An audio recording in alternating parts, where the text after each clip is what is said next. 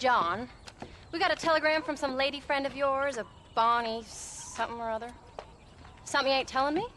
Bonnie McFarland. She's a friend. Saved my life when I went after Bill and nearly got myself killed again.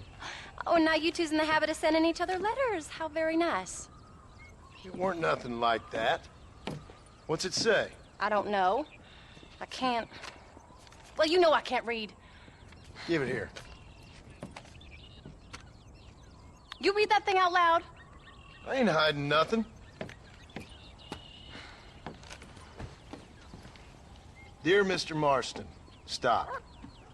Need corn sacks. Stop. Emergency. Stop. Weevils and moths ate entire county supply. Stop. Can you help? Not exactly the most romantic request now, is it? I guess not.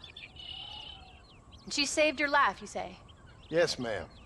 Well, then you're gonna have to help her and her family out.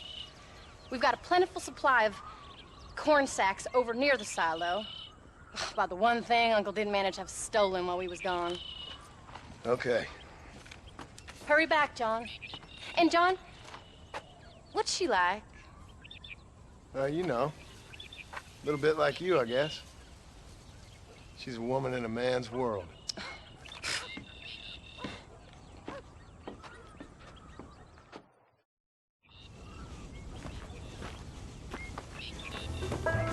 John! Wait! Maybe I should meet this McFarland woman. Well, come on then. Let's get going.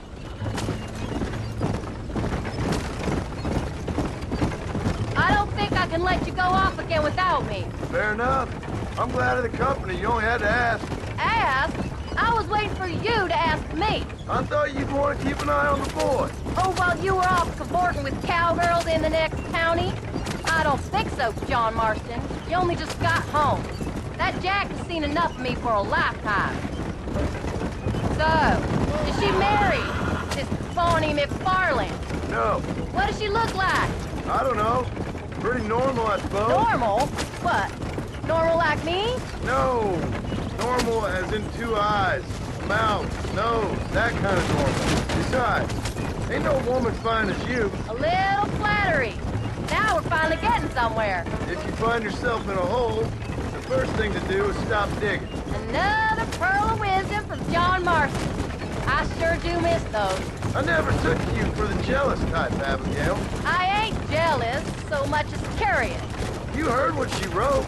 It's just some corn. She saved my life and she was decent enough to me, so I owe her this much at least. How did she save your life anyway?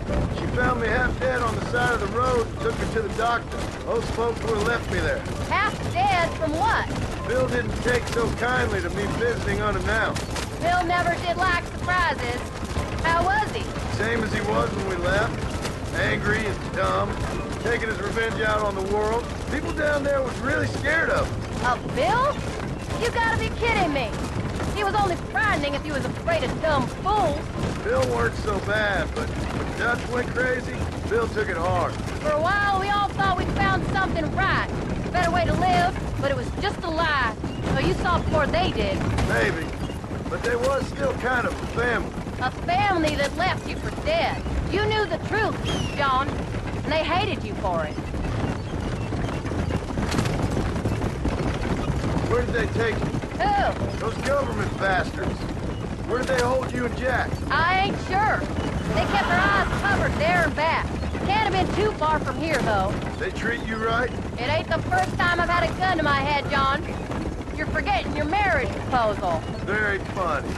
No, they learned pretty quick what would happen if they laid a finger on me. Sons of bitches. It wasn't them or being there. I didn't care about that. I've been in far worse situations. It was the wait. I didn't know if you was coming back. Of course I was coming back. You were only supposed to be gone for a couple of days.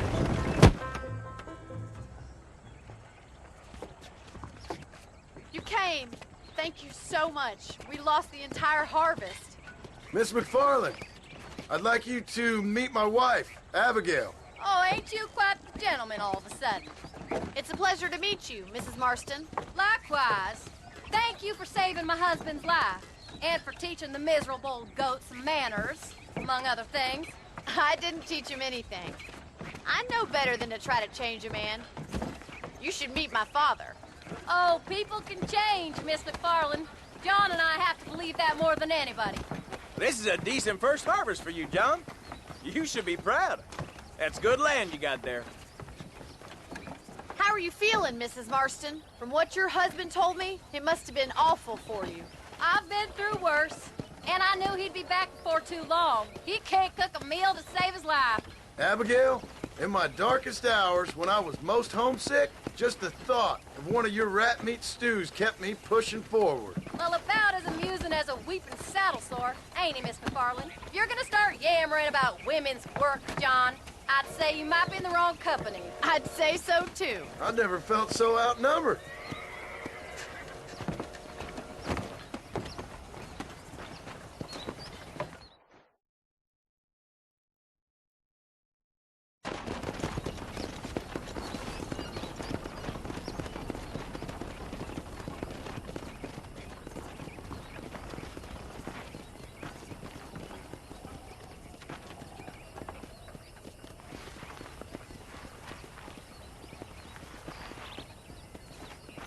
Ma'am?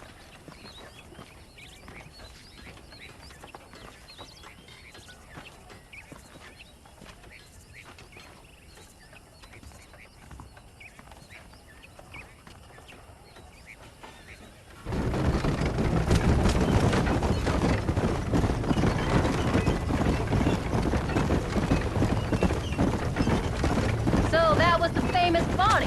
That was her, all right. She's pretty. She's normal, like I said. Well, you always wanted to be a rancher.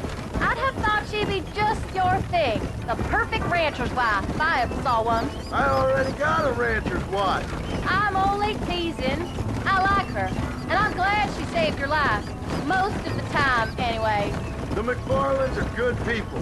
She did blush redder than a shepherd's sunset when she saw you, though. I have that effect on women. You clearly had one too many blows to the head. You ain't wrong about that, Mrs. Marston. That's quite a ranch they got there. That'll be us someday. As soon as we get back on our feet. I don't know, John. How many times can we start again? An outlaw and a working girl. We ain't exactly farmers. We are now. Forget that life. It's over. Do you really believe that? We have to. It's the only way we'll ever have a future. The life we led, that doesn't go away. It's never over. You think those government men are just gonna leave us alone now? The old gang's dead. I did what they asked. And that's it? A life of crime forgiven? We're back together, ain't we? Until they decide you owe them something else.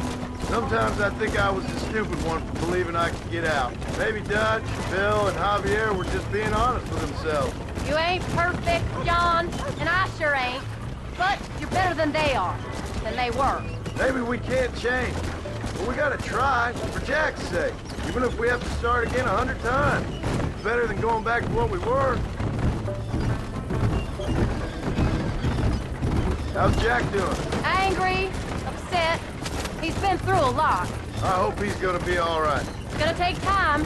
For a while, his world was safe. Normal, even. What are you going this way for? Then it got turned upside down again. He ain't saying much about it. I've tried to talk to him, but how do you explain any of this? What do you say when he asks about Uncle Bill and Uncle Dutch? They were family when he was a little boy. He hides away in those books of his. Wouldn't you? It ain't like the real world's done him many favors. He's just been kidnapped. He grew up with the gang. That's no life for a boy. We did our best to protect him. Come on, John. He saw things no boy should see. Well, now we got a chance to make it right.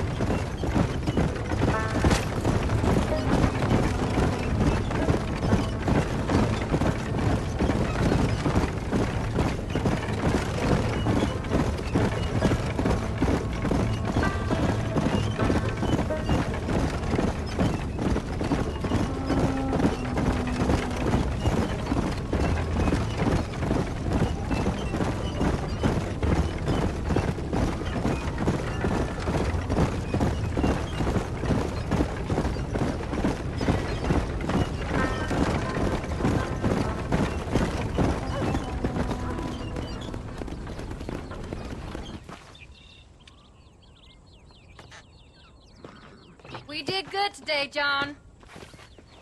I guess I better go fix us something to eat.